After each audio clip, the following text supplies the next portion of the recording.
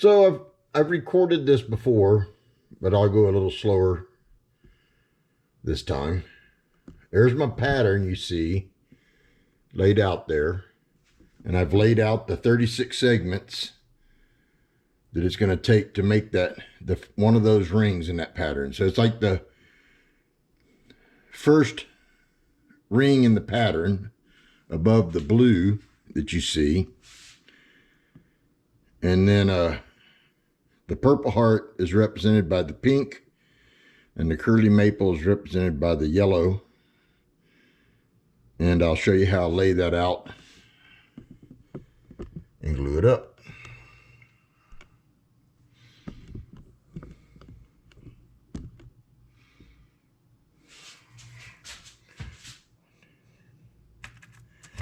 So I've seen this trick of using rubber bands in a book I've got from Malcolm Tibbetts, I believe is the guy's name, Tahoe Wood Turner.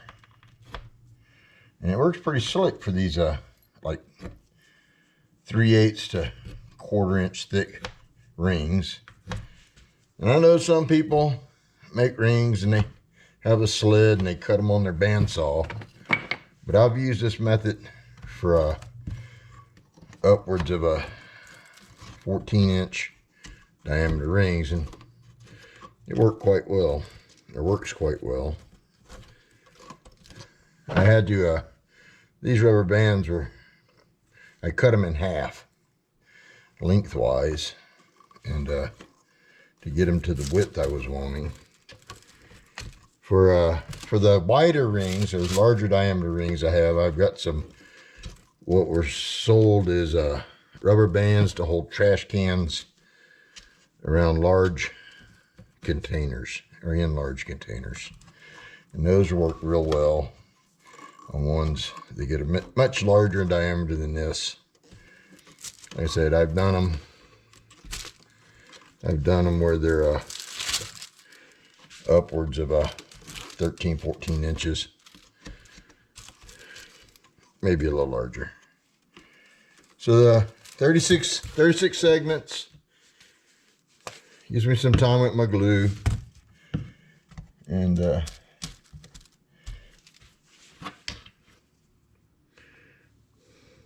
little squirt bottle from Harbor Freight works quite nicely.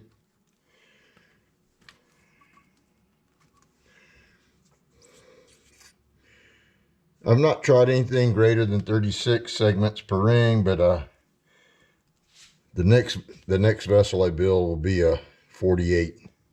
I'll up my game this year.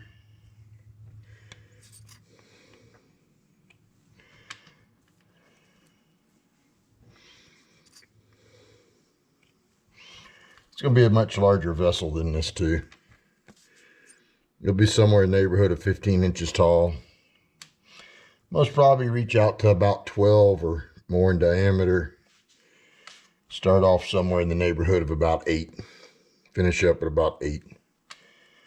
I don't know how many rows it's going to be, but it's all going to be a 1/4 inch size, 3/8 to 1/4 inch thick segments with a wall thickness of about 1 inch before turning. This is the narrowest wall thickness I've used. This is a 3/4 inch thick wall.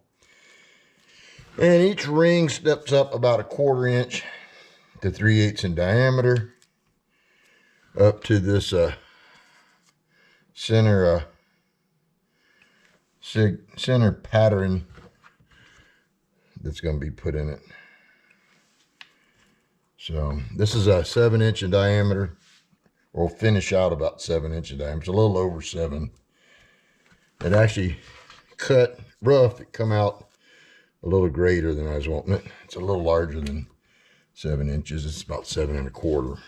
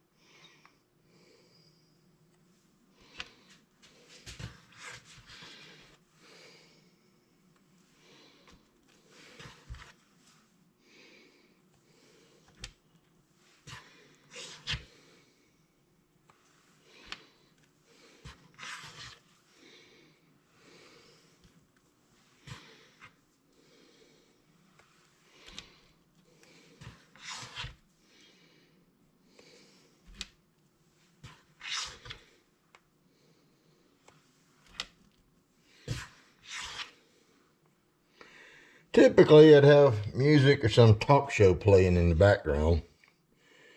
But YouTube and Facebook get funny about that. Facebook fussed at me a while back about not using music, or using music that was copyright infringed upon. So I've tried to refrain from that just so I can share stuff.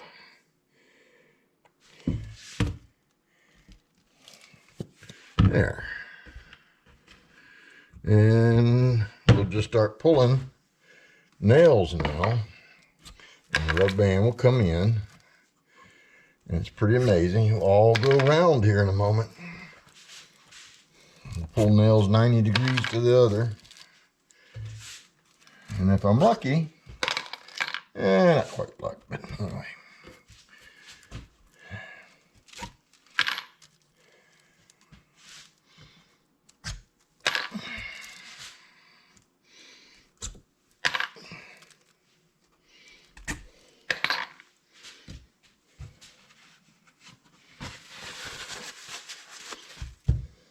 We'll work it and it'll be a segmented ring.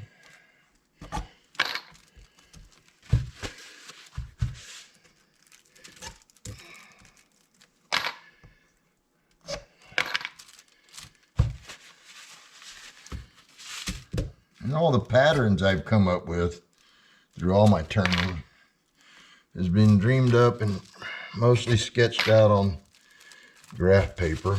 Give me some idea what it's going to look like.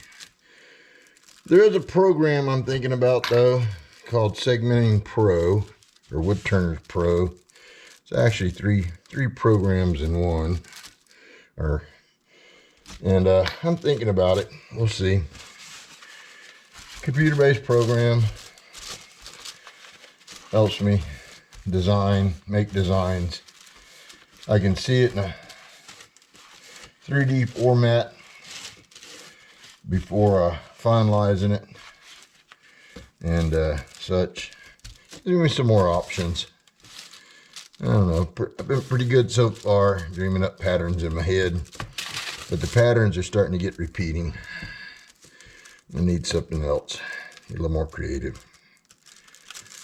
So we'll take this, leave it on the wax paper, and then I'm gonna move the camera. We're gonna take it over. Hang on, I'm getting back. And take it over here with a tray.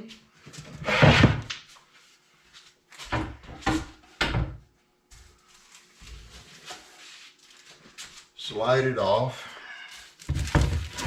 And then we'll apply some weight to it to keep it laying flat till it sets up. Jars of lead shot work great for this.